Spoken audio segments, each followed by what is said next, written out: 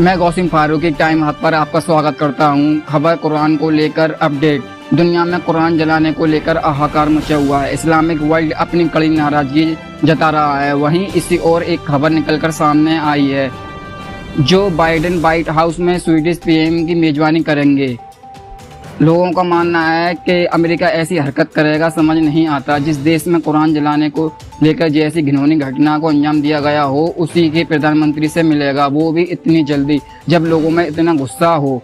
हम आपको बताएंगे अमेरिका ऐसा क्यों कर रहा है। दरअसल जानकारी के अनुसार कुरान जलाने के विवाद के बीच अमेरिका राष्ट्रपति जो बाइडेन अगले हफ्ते व्हाइट हाउस में स्वीडिश प्रधानमंत्री उल्फ क्रिस्टोफरसन की मेजबानी करेंगे। दोनों नेता 5 जुलाई की बैठक के दौरान नाटो में शामिल होने के स्वीडिश के प्रयास और यूक्रेन में युद्ध के बारे में बात करेंगे। व्हाइट हाउस में एक बयान में कहा, बाइडेन और क्रिस्टोफरसन हमारे बढ़ते सुरक्षा सहयोग की समीक्षा करेंगे और अपने विचार की पुष्टि करेंगे।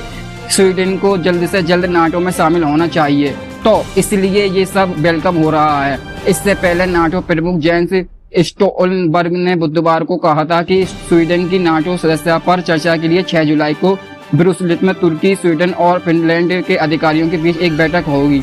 उन्होंने एक संवाददाता सम्मेलन में कहा, अब समय आ गया है कि नाटो के पूर्ण सदस्य के रूप में स्वीडन का स्वागत किया जाए। इस बीच इस सप्ताह की शुरुआत में स्टॉकहोम में कुरान जलाने की घटना को लेकर तुर्की और स्वीडन के बीच तनाव चरम पर है। तुर्की के राष्ट्रपति रेसेप तैयब एर्दोगान ने इस सप्ताह की शुरुआत में संकेत दिया था कि इससे नाटो में शामिल होने की स्वीडन के प्रयास में एक और बाधा उत्पन्न होगी। अपनी जस्टिस एंड डेवलपमेंट पार्टी के सदस्यों की बात करते हुए एर्दोगान ने उन लोगों के जिन्होंने अपराध की, एर्दोगान ने कहा, हम अंत में पश्चिमी अहंकार के स्मारकों को सिखाएंगे कि कुरान मुसलमानों के पवित्र मूल्यों का अपमान करना विचार की स्वतंत्रता नहीं है।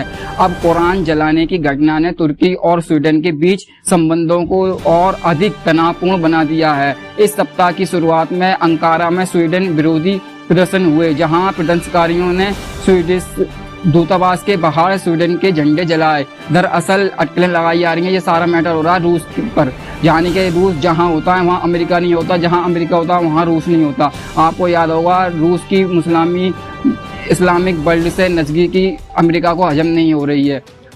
हाल ही के दिनों में रूस ने कुरान को जलाने को लेकर बयान कहा था।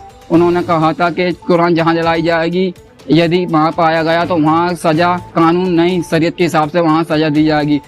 Это святыня мусульманская святыня. И для всех других тоже должна и является святыней. Мы знаем, что в других странах поступают иначе. Не уважают религиозные чувства людей. И еще говорят, что это не преступление. В нашей стране это преступление. И по Конституции, и по 282 статье Уголовного кодекса Российской Федерации. देखते रहिए टाइम हक।